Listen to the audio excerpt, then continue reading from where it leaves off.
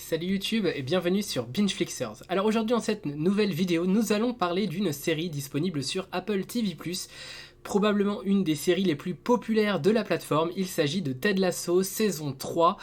qui est sortie courant d'année 2023. Et alors, moi il faut savoir que j'ai découvert Ted Lasso, je crois, en 2022. À l'occasion de la sortie de la saison 2, il y avait eu pas mal de mois offerts à Apple TV+. Et quand j'avais recherché une liste de séries à voir sur Apple TV+,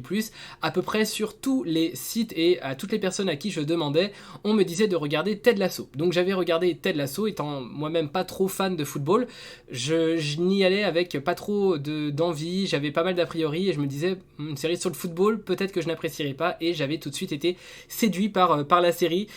tant parce que les épisodes déjà sont courts, donc c'est 30 minutes, ça se regarde rapidement, et surtout parce que c'est tellement bienveillant, c'est tellement positif, c'est doux,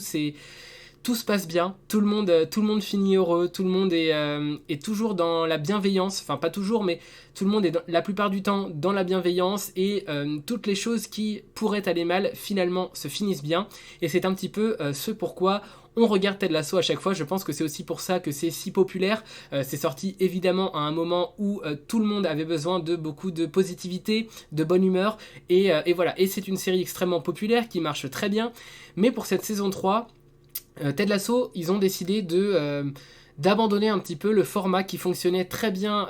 qui a très bien fonctionné sur les deux premières saisons, c'est-à-dire des épisodes de 30 minutes. Là, on est passé sur des épisodes qui sont parfois beaucoup plus longs. Parfois, il y a certains épisodes qui frôlent l'heure, donc c'est quand même assez long. Donc déjà, c'est plus difficile, en tout cas moi j'ai eu beaucoup plus de mal à regarder la série, même si j'ai quand même beaucoup apprécié Ted Lasso saison 3, voilà, j'ai quand même beaucoup apprécié, mais le fait que les épisodes étaient plus longs, déjà j'avais un petit peu plus de mal à regarder les épisodes jusqu'à la fin, parce que il n'y a pas vraiment de moment vide en fait dans la série, mais le rythme est beaucoup plus lent. En fait, le rythme des intrigues, la force aussi de la saison, des deux premières saisons, c'est que en 30 minutes, eh bien, on avait une intrigue qui commençait, une intrigue qui débutait, enfin, vraiment on avait le début de l'intrigue, un centre où on regroupait pas mal de personnages et une fin qui était toujours très très belle. Chaque épisode avait un petit peu ce rythme-là, et là c'est un petit peu différent parce qu'on a un milieu d'épisode qui est beaucoup plus mou, qui est... où on essaye de développer pas mal d'intrigues secondaires qui sont intéressantes, hein. Attention, je dis pas qu'elles sont mauvaises, elles sont très intéressantes,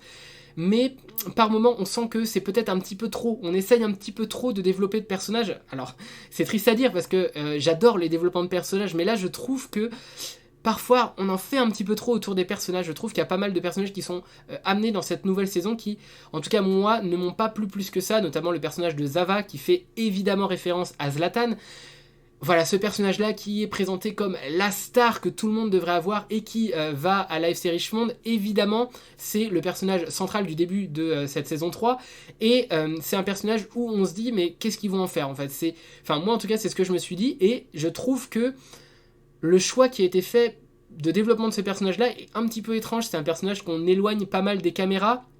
et qui a une relation assez particulière avec les autres personnages, qui fait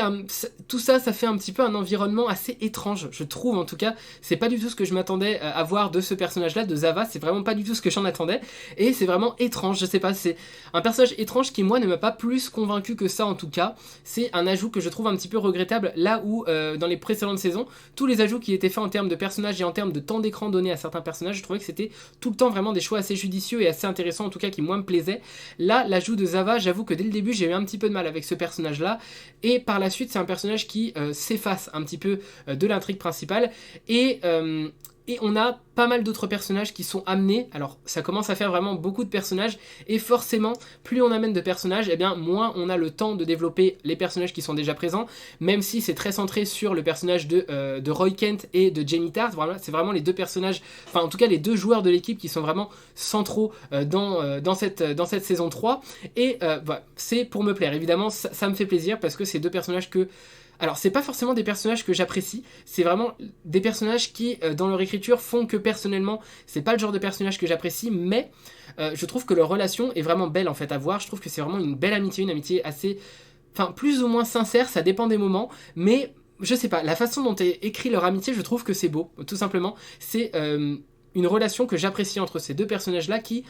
qui n'osent jamais s'avouer qu'ils s'apprécient en fait. Ils sont tellement dans leur côté macho, dans leur côté ouais, nous on est des mecs, on est des durs, voilà, ils sont un petit peu dans ce côté-là, un peu trop en fait dans ce côté-là par moment, ce qui fait que moi je n'aime pas particulièrement ces personnages, mais leur relation reste quand même très sincère et belle à voir en fait tout simplement. Même si les personnages en eux-mêmes ne sont pas écrits d'une façon que j'apprécie, bah, j'apprécie quand même le développement de leur relation qui est faite. Après on a évidemment le personnage de Ted Lasso qui reste toujours central et il est dans une lutte, même si on peut pas vraiment parler de lutte parce qu'il a toujours du mal à détester les gens, mais on a le personnage de Nate,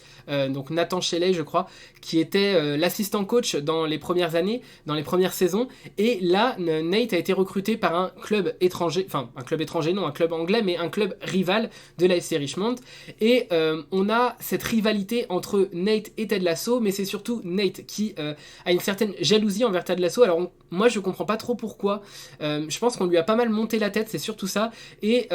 parce qu'il a envie de prouver, je pense que Nate a envie de prouver que lui aussi est capable, que lui aussi a du talent. C'est vraiment, il manque un petit peu de reconnaissance, et cette jalousie envers Ted Lasso, c'est un petit peu l'explosion de tout ce qu'il peut ressentir au fond de lui, c'est-à-dire que il manque tellement de reconnaissance qu'il ne peut que en vouloir à Ted Lasso d'avoir toute cette reconnaissance. En fait, j'ai l'impression que c'est un petit peu ça, le sentiment que Nate éprouve vis-à-vis de Ted Lasso, et donc du coup, il va se laisser recruter par un club rival de la FC Richmond, club rival qui est dirigé par Rupert, qui est l'ex-mari de Rebecca. C'était vraiment on va dire que c'était vraiment une intrigue centrale des premières saisons, enfin centrale, non, c'était plutôt une intrigue secondaire dans la première et la deuxième saison où Rebecca essayait de se venger de Rupert, son ex-mari qu'elle détestait parce qu'il lui a fait des crasses, en bref voilà, il y avait toute une histoire autour de deux, et là c'est assez marrant de voir Nate rejoindre un club qui est dirigé par Rupert, parce que du coup on remet un petit peu cette rivalité entre Rebecca et Rupert au goût du jour, voilà, ça revient un petit peu, bon. Au bout d'un moment, je pense que cette rivalité, on en a assez vu, en tout cas personnellement c'est ce que je pense, et j'ai apprécié l'évolution qui a été celle du personnage de Rebecca au cours de la deuxième saison notamment, qui se libère un petit peu de l'entrave qu'elle avait et qui se libère un petit peu du personnage de Rupert. J'avais apprécié ça et je trouve ça un petit peu dommage de la remettre encore une fois dans une intrigue avec Rupert, même si elle est beaucoup plus libre dans cette saison 3, elle n'est pas vraiment très attachée au personnage de Rupert et elle n'est pas vraiment dans un désir de revanche, elle est plus vraiment là-dedans, elle est un petit peu sortie de ça, donc c'est aussi intéressant d'avoir ce côté différent de sa relation qu'elle pouvait avoir dans les précédentes saisons avec Rupert. Voilà, on a encore un pan différent de cette relation, même si c'est un petit peu du réchauffé quand même, et je trouve qu'on aurait pu peut-être ne pas remettre le personnage de Rupert dans la série parce que je trouve que c'est un personnage qui est pas forcément hyper intéressant. C'est pas un personnage qui peut obtenir une rédemption, c'est vraiment un méchant de la série, même si les méchants de la série sont toujours relativement calmes. Voilà, c'est pas des méchants Marvel, hein, c'est vraiment des méchants, voilà, ils sont relativement calmes, mais c'est un des seuls personnages méchants de la série. Et voilà, donc c'est un petit peu l'intrigue entre Ted Lasso et son ex-coach secondaire du nom de Nate. Mais tout de suite, on va voir que cette rivalité n'a pas vraiment lieu parce que Ted Lasso ne sait pas en vouloir aux gens et il va essayer de reconquérir Nate, il va réessayer d'avoir Nate dans son équipe et il va bien sûr ne pas du tout lui en vouloir, et on va avoir un petit peu la rédemption de Nate où on va nous expliquer pourquoi Nate est comme ça. Et voilà, c'est assez intéressant, je trouve vraiment cette façon dont Ted Lasso, je parle de la série Ted Lasso en tout cas, cette façon qu'elle a de toujours donner un arc de rédemption à la plupart de ses personnages. Et je trouve ça vraiment intéressant parce que c'est vraiment une série qui regorge de positivité et c'est vraiment hyper intéressant à suivre. En tout cas, voilà, j'ai beaucoup apprécié ce pan de l'intrigue autour de Nate. J'ai bien aimé comment ça a été rattrapé, entre guillemets, comment ça a été amené, voilà. Après, il y a pas mal de développement de personnages qui sont peut-être un peu moins présents dans cette saison 3, les personnages comme Dani Rojas ou Sam Obisanya, pardon, c'est un petit peu des personnages qu'on a beaucoup développés dans les saisons précédentes et qu'on laisse un petit peu à l'abandon dans ces saisons-là. Alors c'est pas plus mal, parce que ça permet aussi de développer d'autres personnages avec d'autres caractères, avec d'autres histoires, donc c'est aussi intéressant. Il y a tout un pan aussi qui est autour de l'homophobie dans le sport, ce qui est vraiment intéressant, parce que l'homophobie dans le sport, on en entend très peu parler, il y a très très peu de personnes qui font des coming out homosexuels, en tout cas dans le sport et surtout dans le football. Je pense que c'est très difficile et la façon dont c'est montré, je trouve que c'est intéressant aussi de parler de ça. je pense que c'est peut-être un petit défaut que peut avoir cette saison 3, c'est qu'elle essaye d'aborder un petit peu trop de sujets et qu'elle a tendance à se perdre dans ces sujets, et ça a tendance à faire un petit peu des épisodes à rallonge par moment, même si le gros point fort de Ted Lasso depuis le début ne faiblit pas, en tout cas dans cette 3e saison. On a toujours ces moments en fin d'épisode qui vont vraiment nous prendre dans nos émotions, qui vont vraiment aller nous chercher, nous tirer nos larmes, et c'est vraiment très beau. Voilà, c'est ce qui en fait tout le charme, en tout cas je trouve, de Ted Lasso, et ça n'est pas occulté dans cette saison 3, c'est toujours aussi présent, et c'est toujours aussi plaisant à suivre. Voilà, moi j'adore arriver à la fin de l'épisode et sentir que on arrive au dénouement de l'intrigue de l'épisode avec quelque chose de beau, une intrigue très belle qui se dénoue comme ça, et on a toujours ces petits moments qui nous tirent une petite larme. En tout cas voilà, c'est pour ça qu'on aime Ted Lasso, et c'est toujours présent, même si cette saison 3 a été à certains égards un petit peu moins intéressante, je trouve, que les précédentes saisons, notamment à cause du format de 30 minutes qui a été abandonné. Je trouve un petit peu ça dommage, comme j'ai pu le dire, mais on retrouve quand même ce qui fait que Ted Lasso est un succès sur Apple TV+, on le retrouve quand même, voilà, au fil des épisodes. Je crois que cette saison fait 12 épisodes, il me semble, si je me trompe pas, donc voilà, c'est une saison qui est quand même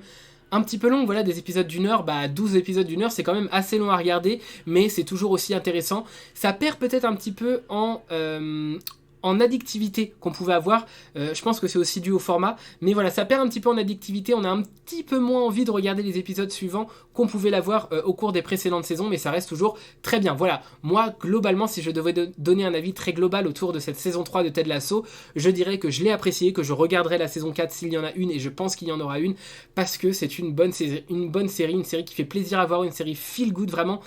où on est un petit peu dans le monde des bisounours, où tout se passe bien, où tout le monde est gentil, ou plus ou moins tout le monde en tout cas est gentil, et où on a des personnages qui sont attachants et qui sont plutôt bien développés, qui ont vraiment des développements assez intéressants. Voilà, tous les personnages qui étaient développés dans les saisons précédentes continuent à avoir un développement dans cette saison 3, et globalement on nous apporte des nouveaux personnages qui tendent à un peu gonfler l'intrigue, mais d'une façon pas forcément toujours la bienvenue, mais ça reste intéressant. Voilà, globalement, c'est mon avis général, ça reste intéressant et j'ai apprécié cette saison 3. Voilà, donc je ne sais pas si vous avez regardé Ted Lasso et plus particulièrement cette saison 3. En tout cas, si c'est le cas, n'hésitez pas à me dire ce que vous en avez pensé dans les commentaires. C'est toujours un plaisir pour moi de vous lire. Et sur ce, je vous dis à la prochaine pour une prochaine vidéo. Salut YouTube!